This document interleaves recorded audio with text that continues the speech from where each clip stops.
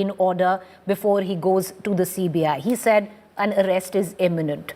On the other front, now there's another case which the Home Ministry has given sanctions to open against him. Would you give us the details of both fronts? Well, Preeti, as far as the prosecution sanctioned by the Ministry of Home Affairs is concerned, it simply means that now CBI will register another FIR against Manish Sisodia. And as far as the allegations are concerned, it is regarding the way this FPU unit, that is the feedback unit, was formed, the irregularities committed by the Aam Aadmi Party allegedly, and also by Manish Sisodia at that point of time. So in this FIR also, we have been given to understand is that Manish Sisodia will be accused number one. So this will be the second FIR by the Central Bureau of Investigation against Manish Sisodia.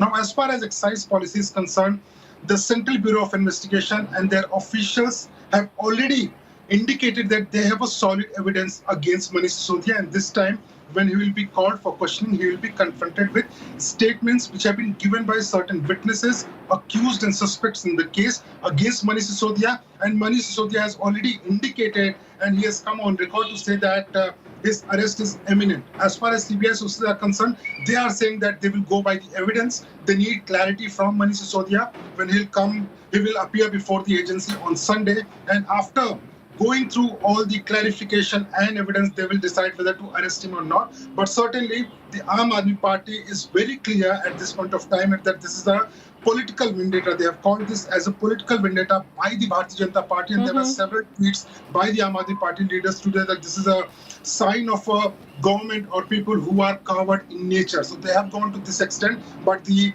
government, giving a go-ahead to the Central Bureau of Investigation, which means that there will be another FIR against Manish Sisodia. So, it is a mix of day for the Aam Aadmi Party. But as far as Manish Sisodia is concerned, his trouble is, getting more and more eminent by... Manish, would you tell us a little bit, because he's, in the original Liquorgate case, he's been summoned strangely on a Sunday again. He was summoned last Sunday. At that point of time, Manish Sisodia asked for a week's extension because he wanted to put together the Delhi budget. He was given a fresh summon, now summoned this Sunday. Is a possible arrest likely? Because Manish Sisodia says, yes, that, he says it's a politically, propelled vindication, vindictive move. But could an arrest be possible under the circumstances of this summon? Well, Preeti, it is very surprising. As a journalist, for me also it is very surprising, because last time Manish Sisodia was called for questioning, it was Sunday. This time again, he had sought time till 27th of February, that is Monday, but CBI again decided to question him on Sunday, and the next summon is for Sunday. It is very rare when the agency officials call anyone for questioning, and at least in those cases which are very important, high-profile cases. So it is surprising for us, but as far as the arrest is concerned, we have been indicated that CBI has solid evidence against Manish Sisodia. As far as he will be arrested on Sunday or not, sources have told India Today that they will go by the evidence. They have statements against Manish Sisodia, they have evidence, but they need clarification on those allegations from Manish Sisodia. If he is in a position to clarify and defend himself, he won't be arrested. But if he is unable to clarify himself or defend himself based on the evidence, CBI may arrest him. So there is a high possibility that he might be arrested. A high possibility of an arrest this Sunday. Appreciate you joining us, Manish. We're going to come back to you. Thank you there. Meanwhile, let's now get into what the Aam Aadmi Party would be very, very happy about. We said it's a mixed bag, bittersweet day, but thrice over, they've tried to elect their mayor. They have majority when it comes down to their house, where the civic body polls were concerned, but they failed each time. The Supreme Court finally ruled in favor of the Aam Aadmi Party, set a date in 24 hours that a date for the mayor election had to be announced, and not just that, said that those members, the aldermen elected by the LG, cannot vote. This is something that the LG and the BJP was insisting. Well, all went down very tamely after we saw 3 days of high drama. Today, the dangle for the Delhi mayor finally came to a rest. After over 70 days and 3 failed attempts, the national capital got a new mayor and a deputy mayor. Shelley Oberoi is the new mayor of Delhi. She defeated BJP's Rekha Gupta, becoming the first mayor after the unification. Oberoi received 150 votes as against BJP candidate Rekha Gupta 116. As soon as the results were declared, celebrations at the Aam Aadmi Party office. Not just that, we are expecting Arvind Kejriwal now to come at the party office and actually make a victory speech of sorts. Now, this is days after the Supreme Court, like I pointed out, ordered the nominated members will play no role in the voting process. AAP won the December polls, viewers, by securing 134 of the 250 wards, bringing an end to BJP's 15-year rule over the civic body. In all of this today, the Congress staged a walkout. All right, let's cut across right now to our face-off this evening. R.P. Singh, National Spokesperson, Bharatiya Janata Party. Priyanka Kakkar, Spokesperson, Aam Aadmi Party. R.P. Singh, it could be a tad embarrassing because 3 times over, every time one spoke to the BJP spokesperson, they were saying that the Aam Aadmi Party is not allowing the House to function. It went down rather tamely with the Supreme Court actually stepping in and ruling in favor of the Aam Aadmi Party. What was the Supreme Court such ruling which you are saying is in favor of the Aam Aadmi Party? Sir, very clearly the aldermen that were nominated by the LG, which the LG and the BJP said would vote in the election, were told that they can't vote, cannot exercise their franchise. So that's why the Supreme Court went in favor of the Aam Aadmi Party. That's what the Aam Aadmi Party wanted all along. So you asked me what is it, so I just told you. Go ahead, sir. Thank you, Preeti. I'll answer. Allow me to answer this now, please. I'll ask your research team before we close the debate to let you know or show any order of the LG where he has said that alderman can vote. It was the decision of the person who was chairing, the lady who was chairing this process, not the LG. One. So, secondly, also appointed by to the LG Party. Can I complete? Yes, but I'm just giving you the facts, sir. Yes, go ahead. Please complete. You can stretch the fact as per your suitability. I can't hold you for that. But fact is that the LG appointed, not LG, the municipal commissioner appointed, the person, LG only ordered for election to be held. Not that he appointed a person for to hold the, who has to conduct the election. One. Secondly, also, I'm saying we all knew that they had the majority. Even if the alderman would have voted, even then they would have majority. I mean, there's no doubt. Even today also, they got some 150. We got 116. Although there are in the mayor election there are 3 crossovers, and in deputy mayor there are 4 crossovers. And there is no initiative by us. There is no proposal by us. It's all because people are not happy with them. There are 3 crossovers from the Aam Aadmi Party even today. You check on this. We had strength of 113 today in the House, and 116 voted for the mayor, and then 117 voted for the deputy mayor. So we all know what's happening within the Aam Aadmi Party. Their house is not in order. Their party is not in order. That's why they were worried. That's why there's a worried lot. And as far Mr. Sachdeva goes, you ran a story. See, there's already a liquor gate thing which is happening, and then in that, Vijay Nair is a key man who was a conduit between the party and the liquor vendors. And he was allocated a ministerial bungalow of Mr. Kishan Galot, the minister of the government. He didn't took possession of the bungalow, and that bungalow was given to Vijay Nair to help this money to take process, or this complete process to happen, where the money was sent from here to go and all. One. Secondly, as for Snoopgate, we don't know, Preeti, in that list of 700 people who were snooped, whether your name was there or my name was there. It's a matter of time we'll come to know who all were snooped at the cost of the Delhi's exchequer, Delhi's taxpayer money. So there's another case where Delhi taxpayer money was used for political objectives. So let's wait and wait. Okay, but the facts on both. Okay, the facts on the accusation. Make your point, sir. Make your point. Very small point. Very small point. And then as far alderman goes, I have a verdict of Delhi High Court of 2016, 11th May 2016, which categorically state it can. I will just read 3 lines. The legislature have obviously used the words members for these 2 streams. It would be impossible to make any distinction in the reservoir so constituted after the water from two streams has merged into a single entity. This is High Court order of 2016, 11th May. But this was confined to the ward election, ward and the standing committee election, but not to the mayor. So probably the person who was conducting the elections, she would have extended this to the mayor election.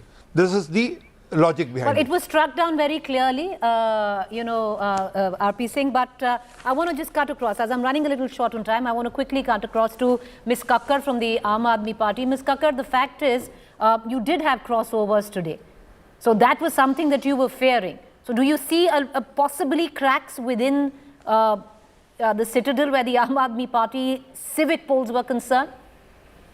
Good evening, Preeti ji. Let me please go, because he's made a few allegations, let me please go sequentially.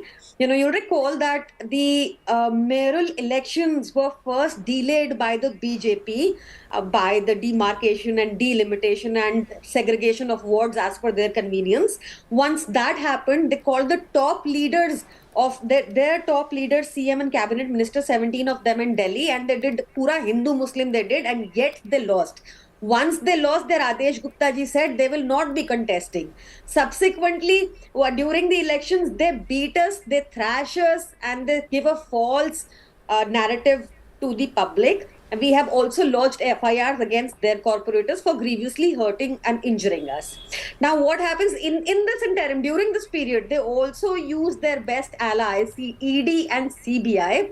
And now, for the 3 times, why Ma'am, sir, let him finish. Let her finish. Can I just get the Aam Aadmi Party spokesperson? Let's not. I'm narrating the sequence of events is because Can I just get the Can I just get? Go ahead. Go ahead. RPG belongs to the most jhootha party in the court. This is the submission. The Chief Justice of India, and I am saying this with full responsibility, the Honorable Chief Justice of India told Mr. RP Singh's jhootha Bhajpa, we are unable to accept the submission by MCD and Lieutenant Governor Delhi as source of mandatory provisions is contained in 243R, which does not allow for aldermen voting. That is what they were attempting. They were hoping that like Karnataka, Meghalaya, Madhya Pradesh, Manipur, Goa, Maharashtra, Arunachal Pradesh, they will probably have a repeat in Delhi, but Ms. Kakkar, Priyanka Kakkar, as I bring in RP Singh again, I'll ask you that same question again. The fact was, you were fearing if the aldermen were given permission to vote, there would have been massive cross-voting from your side. The permission was never given. But the fact is, there was still some cross-voting. We're still trying to identify because the session still hasn't closed. Cross-voting, according to my information, the cross-voting happened by the Congress Parshad to the BJP. That is the cross-voting that happened from what I know. We are going to try and get the numbers because the session is still on. Congress has boycotted. Congress walked out, but yes, but go ahead. One councillor from Aya Nagar voted for you, sir. One more thing, let me tell you that I have to say this, that गुंडों की हार हुई है और जनता की जीत हुई है. This is a Gunda Mawali party which must be checked and stopped in their tracks. Even now, they're coming. We have 165 cases. We have been embroiled in case after case, and we've been acquitted each time. They manage the optics by trying to show that we are corrupt like them. Unfortunately, those allegations don't stick. Now, even the way he was presenting facts, which are not even mentioned anywhere, it probably he should join the investigation agencies. RP Singh, please respond. Yes, RP Singh, please respond.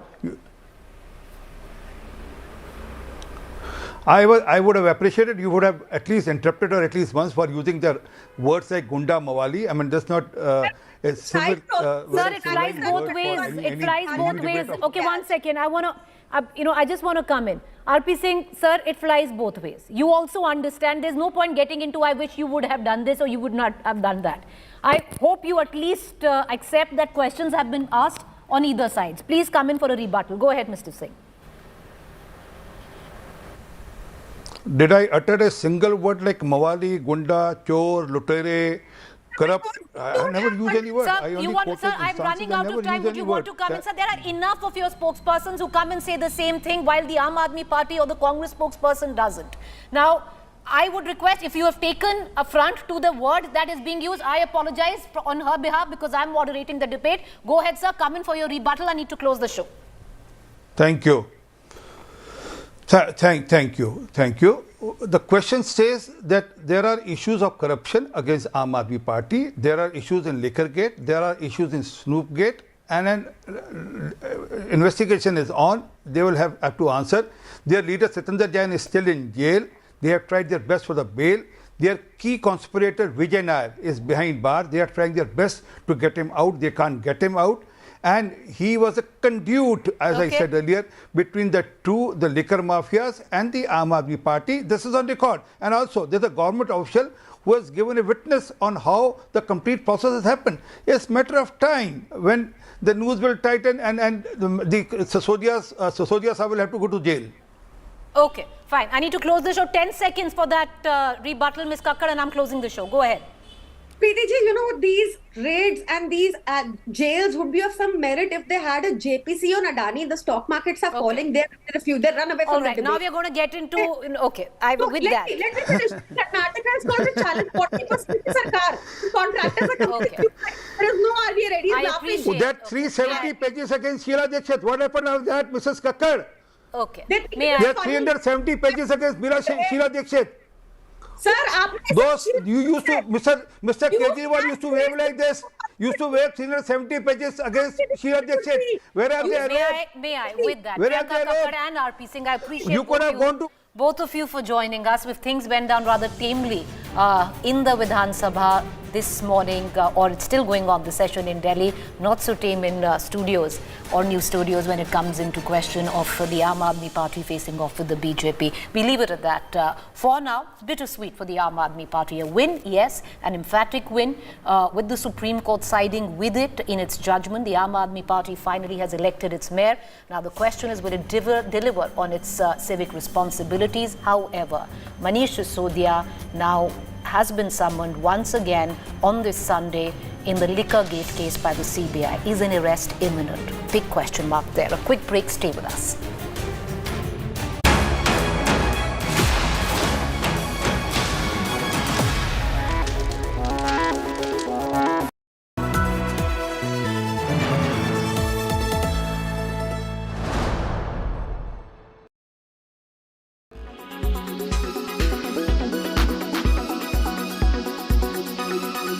Didn't get convinced by you. In fact, he said that I think you were. I don't know the exact words, but I think he said that you did not know much about foreign policy matters. You needed to learn a little more. Well, let me put it to you more accurately. This wasn't at a parliamentary committee. But in parliamentary committees, we have interacted. But usually, what happens in parliamentary committee, I try to keep to myself. So I will not get into it with you either. This, I think, was something he said at some kind of public meeting. I think it was probably in the context of China, if I remember right. Yeah, he's not convinced about China. Yeah, but I mean, he thinks that you are opaque about it. I don't know whether it's opaque or whether, there was a sort of a level of knowledge, understanding. I mean, all I can say in my defense is I have been the longest serving ambassador in China. I have been dealing with a lot of these border issues for a very, very long time. I would say, let me put it to you this way. I'm not suggesting I'm necessarily the most knowledgeable person, but I would have a fairly good self-opinion of my understanding of what is out there. Okay. But, if he has superior knowledge, wisdom, I'm always, as I said, for me, life is a learning process. Superior knowledge, wisdom on China? If he has, I'm always willing to listen. Okay.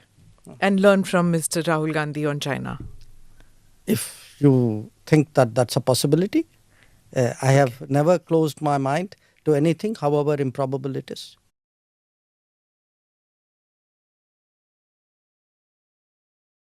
We are not debating just a documentary or a speech that somebody gave in a European city or New York. A newspaper edit somewhere. We are debating actually politics which is being conducted ostensibly as media, as... So, there is a phrase, war by other means. There is also, think of it, this is politics by another means. You'll do a hatchet job. then you want to do a hatchet job and say, well, this is just another quest for truth which we decided after 20 years to put out at this time. So I mean, come on, you think the timing is accidental? I mean, let me tell you one thing. I don't know if election season has started in India and Delhi or not, but for sure it has started in London and New York.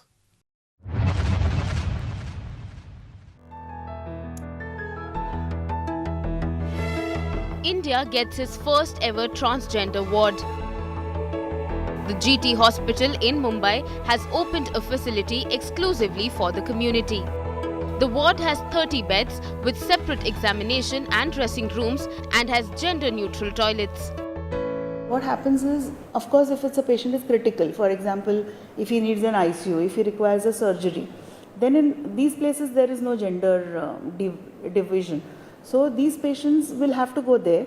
But for other things like nebulization, CPAP, so all that will happen under one roof.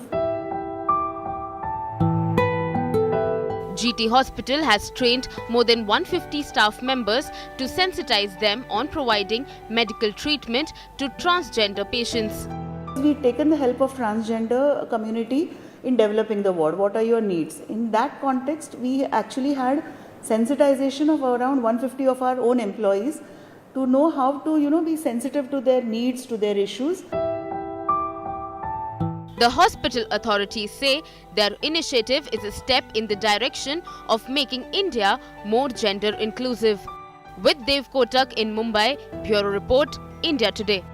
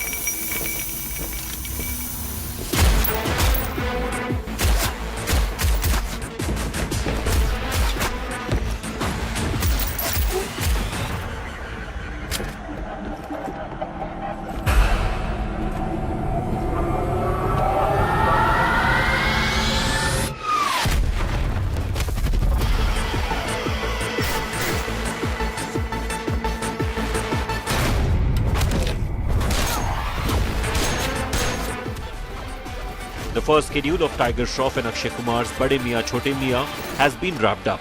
The news was confirmed by the producer of the film, Jackie Bhagnani. Sir अपनी अगली film announce कर रहा हूँ. कब आ रही तारीख? Christmas 2023. मुझसे clash करेगा? सर क्या नाम है तेरी फिल्म का? सर छोटे मियां. आपका? बड़े मियां.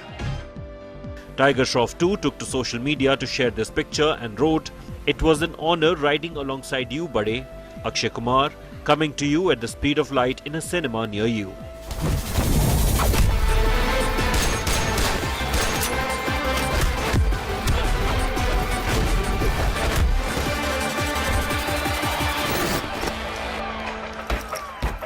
Directed by Ali Abbas Zafar, Bade Miyan Chote Miyan is a modern take on the 1998's film of the same name, starring Amitabh Bachchan and Govinda. दिखाई नहीं दे रहा. Presented by RP Sanjeev Goenka Group, Growing Legacies. Co-presented by Century Ply, आग से बचाए. Co-presented by Macho Hind, बड़े आराम से. Co-powered by Seat, it helps. Co-powered by Sera, this is your space, play it your way. Hyundai Ioniq 5, the all-electric SUV.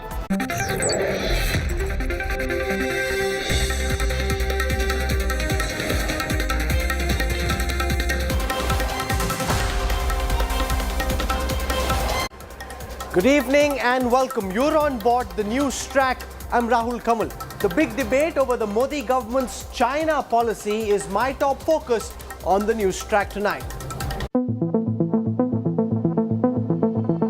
Minister Jaishankar triggers massive meltdown. Smashes China ball into Rahul's court. If we were being accommodative, who sent the Indian army to the LAC? Rahul Gandhi didn't send them.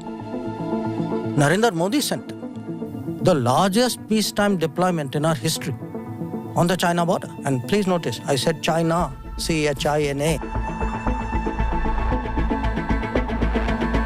Furious Congress fires failed Mantri bullet. मेरा आपसे कोई भी निजी झगड़ा नहीं है, मैं आपके ऊपर कोई निजी आक्षेप नहीं लगा रही हूं, लेकिन हाँ, मैं ये जरूर कहती हूं कि आप इस देश के सबसे फेल्ड फॉरेन मिनिस्टर हैं।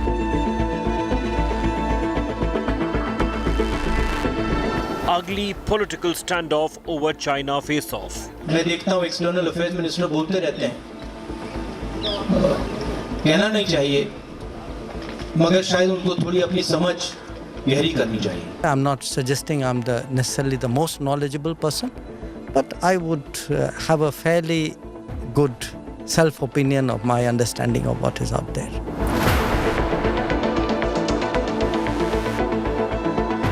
Divided India is equal to advantage China.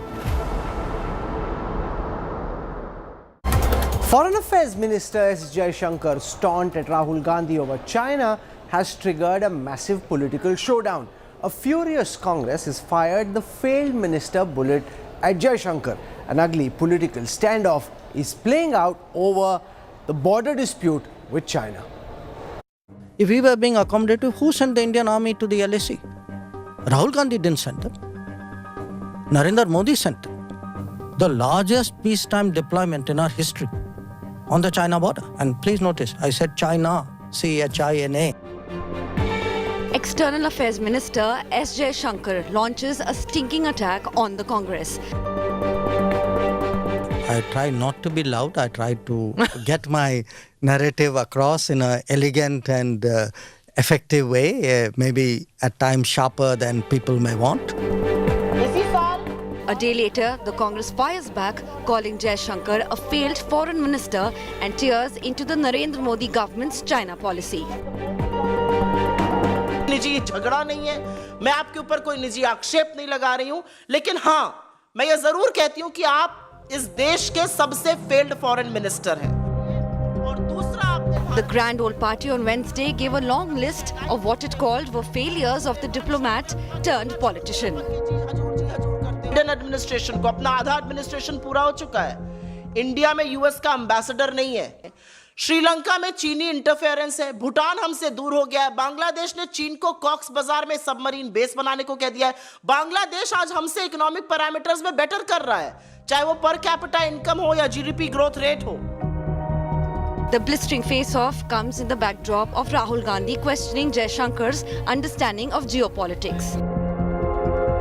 तो समझना चाहिए, उनकी बयानबाजी आती रहती है. मैं देखता हूं एक्सटर्नल अफेयर्स मिनिस्टर बोलते रहते हैं, कहना नहीं चाहिए, मगर शायद उनको थोड़ी अपनी समझ गहरी करनी चाहिए. I'm not suggesting I'm necessarily the most knowledgeable person, but I would have a fairly good self-opinion of my understanding of what is out there. Okay. But I mean, if he has superior knowledge, wisdom, I'm always, as I said, for me, life is a learning process. This isn't the first time the minister is hitting out at the opposition over foreign policy.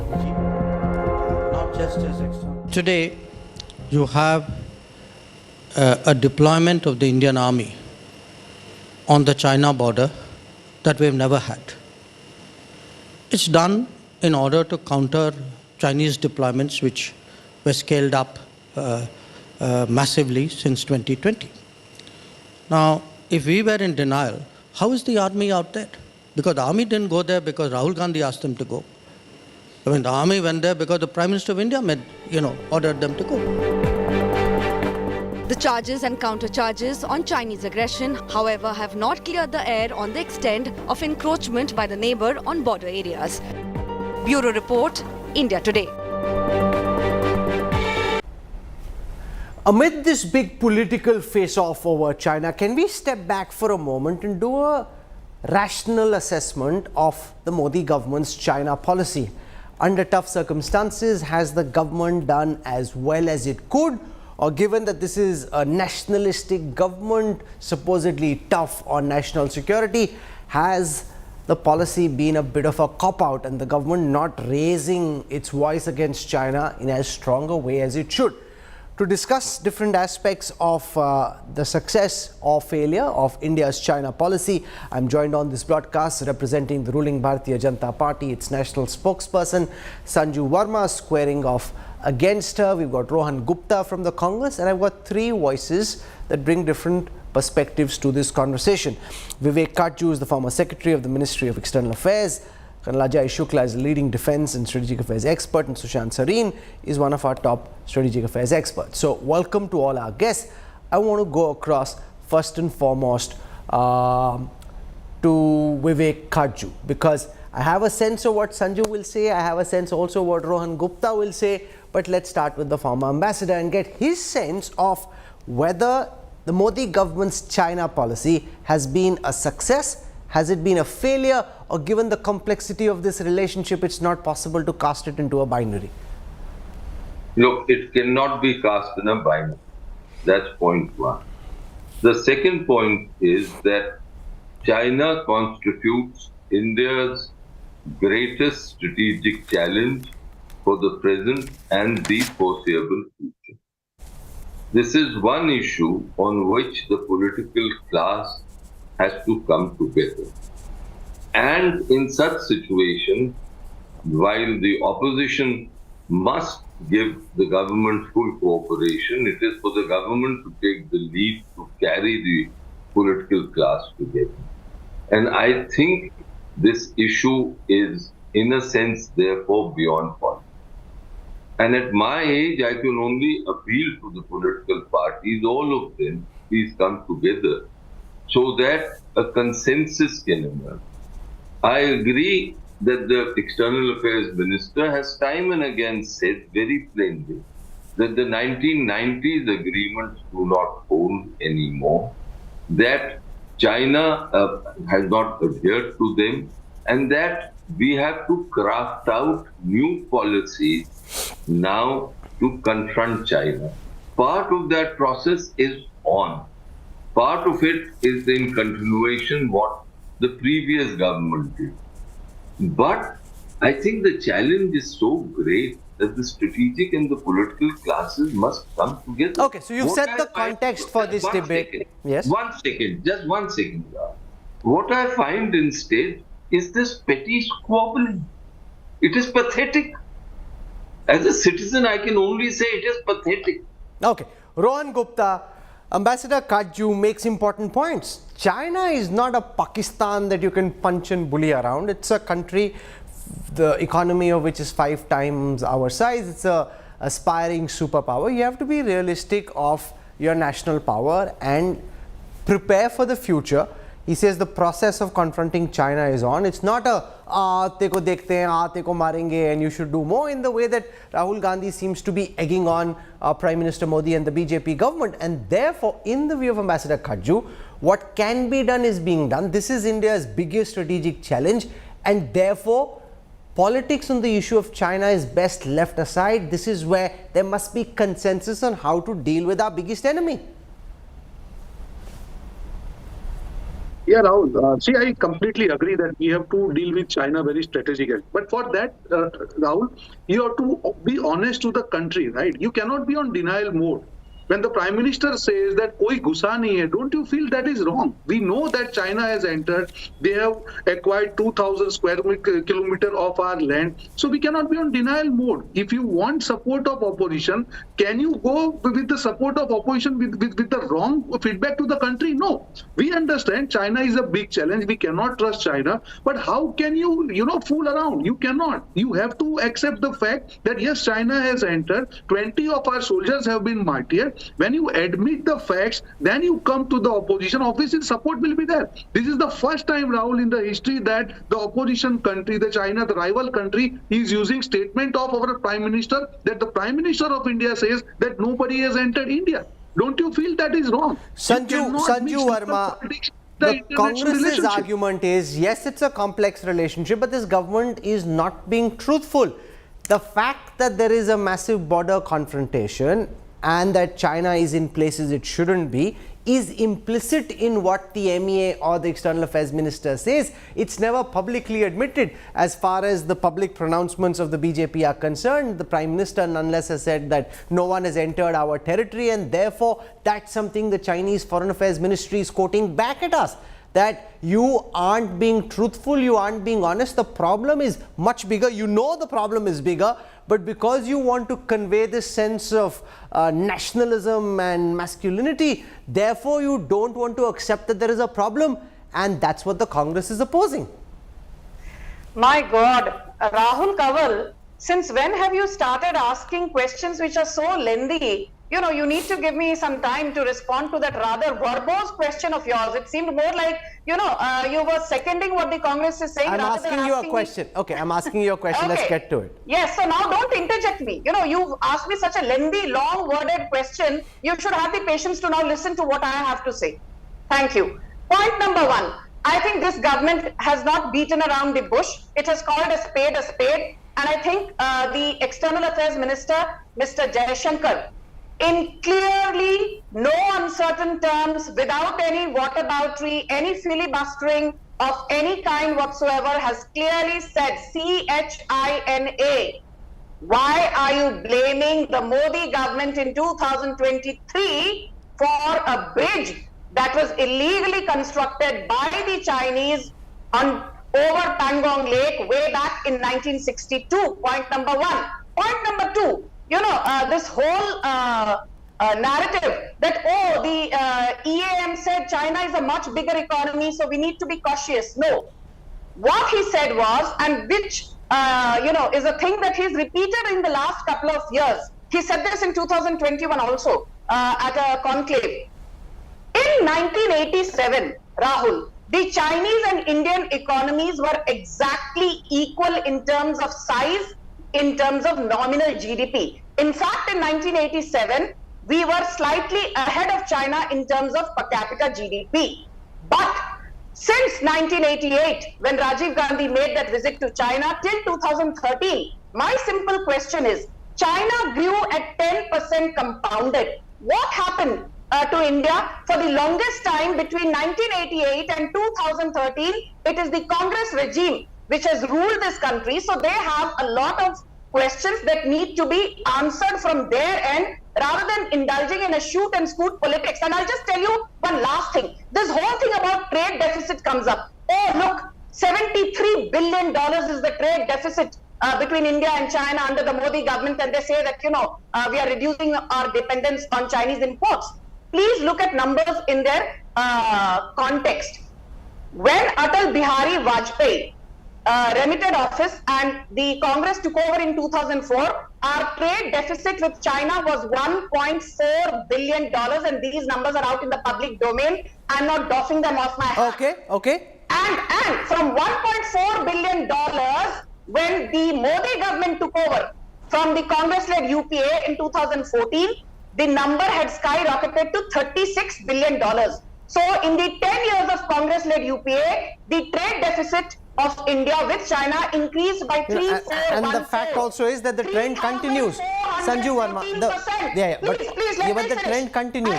As the data on our screen suggests, the trade deficit, even on your watch, yes, percentage. In the trade deficit. But now I'm going to go across to Colonel Ajay Shukla. Now, here is the reality of what Vivek Kajju is saying. It's a complex situation. This is not where you can just stand up, beat your chest and say, come China, I'm going to punch you down, the PLA or Xi Jinping, in the way that you would do with a country which is a basket case, right? You have to respect the adversary and its strength. And given what can be done, the Modi government is building infrastructure. They're trying to ensure that India is better armed, that you've got drones, the kind of modern warfare capacities that India can build relative to its GDP. Whatever can be done is being done. This is not where you get publicly competitive about China. Colonel Shukla.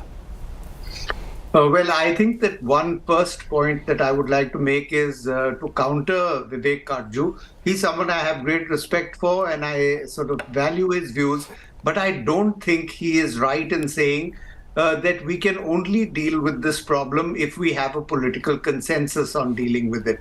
I think that politics will continue. Politics has to continue domestically, and there is no sort of compulsion on the Congress or the other opposition parties to support the BJP if they think that the BJP is not doing right. So the question then comes in is about how the BJP is handling it, and it seems to me that this statement that we are having facing an insurmountable problem in dealing with China because China is not Pakistan. It seems to me that this statement degrades India to the level of Pakistan and seems to say that anything that China does or that we have to counter against China is not within our means. I entirely disagree with that. I think they are right in saying Pakistan and China are two different countries, but in saying that we cannot deal with China the way we deal with Pakistan, that person implicitly accepts defeat at the hands of China. We will have to deal with China. We will have to deal with China on the trade front. We will have to deal with China on the military front. And we will have to deal with China on the geopolitical and strategic front. And we are fully capable of doing so. We seem to have forgotten that the Indian Army, after having initially been taken by surprise in 2020, reinforced its forces in Ladakh. It has stood up to the Chinese. It has halted them over there. It has lost territory for sure. But that is something that we will have to deal with, and if possible, remedy, and if not possible, impose a cost on China for having done so. But I will only sort of conclude by saying that this defeatist attitude that seems to have pervaded the strategic community about China is completely misplaced. India has pivoted to the north. It has taken troops out of the Pakistan frontier and put them on the China border, and we will do what it takes. But by your own admission, whatever can be done is being done in terms of moving troops, deploying them on the ground, eyeball to eyeball with the PLA on the LAC, like is the case on the line of actual control. All that's not happening is public pronouncements which say, dekhte ko dekhte, aise karenge, aankh phad denge, etc., which you don't do with a country like China. So whatever can be done militarily, you yourself, while criticizing what the government is doing, are accepting is being done. Yes, I absolutely am accepting that what is needed to be done is being done. I would find sort of flaws and mistakes in the method of doing so, but so too would any strategic analyst in the circumstances. But what I find objectionable and what I find completely sort of to be avoided is these public statements that seem to accept and to sort of say that yes, China is a more powerful country than us, and we will have to accept Chinese hegemony in some way or the other. That is not the case. I will never accept that. So your most powerful argument, Sushant Sarin, is on the issue of imposing costs. That while India is doing what it can and it must, it hasn't sought to publicly impose costs of the kind, for example, when Pakistan-based terrorists sneaked into our territory, they carried out terror attacks in Uri, Pathankot, we very clearly said there will be costs. Here we are doing what we can, mostly as a defensive mechanism. We're not publicly communicating strength, which to the likes of Ajay Shukla suggests strategic defeatism. I don't think Ajay Shukla is saying that there's any kind of strategic defeatism. I think he's counseling against saying anything which smacks of defeatism. Although I'm a little, I'm wondering where exactly anybody has said that, China is an insurmountable problem and that we have to, keep our heads low and, walk with our heads bended and before the Chinese on our knees. I don't think, unless of course Ajay is, taking something off from Dr. Jaishankar's interview yesterday, in which also I think he could have put it better. He could have, because in my view, whether it is Pakistan or it is China, I don't think we should be interested in any kind of a conflict, unless of course a conflict is foisted on us. And if, for example, the Chinese are going to foist a conflict on us, then our preparations are, to the best of our ability, we are doing it. Again, I agree with Ajay that, one could have some carping sounds to make on whether something should be done or something should not be done. But that's at a different level. But I think what is important, Rahul, is how do you define success when you are talking about dealing with China? I don't think there's any one clear definition, unless, of course, you say that, look, diplomatically, we've sorted out all our issues, the boundary question has been sorted out, etc., etc. But I don't think anybody can really say that this is the only definition of success. In my book, it's a bad situation. It's a very tense situation which we have with China. And what we are doing, both in terms of deployment, in terms of infrastructure development, is one side of it.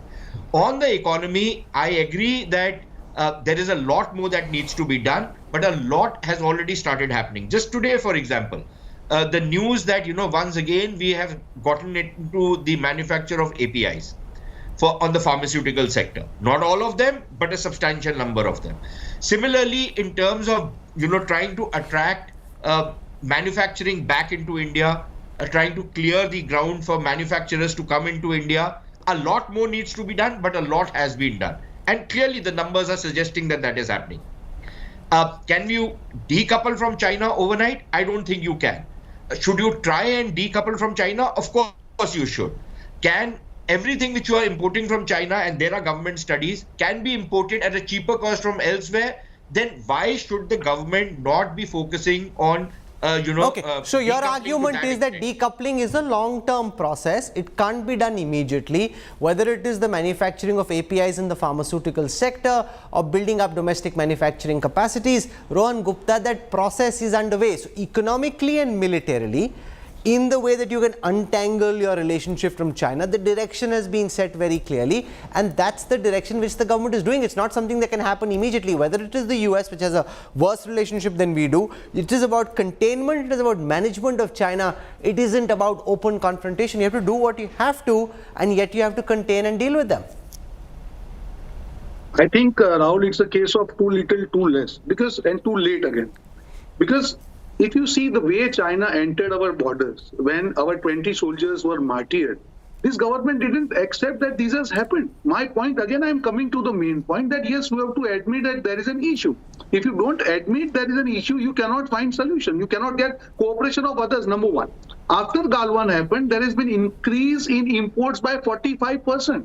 If the direction was set by government, assuming that they are late or they got up when Galwan happened, even after that, if that the priority was set at that point of time, increase of 45% is not normal now by any standards, by statistical standards or by a layman standard. Because this government was busy managing media in India, that priority was never to counter China strongly. What is this? They are, like today also, they sang planes. Or don't speak in between, Miss Sanju. I never spoke in between. Let me complete, please. I also can shout like you, plus me. Don't speak in between. 2,000 square kilometers of our land is still occupied by China. There is no question asked. We see every day the new colonies are being created. So here's your point. Okay, one second. Sanju Verma, here's the point.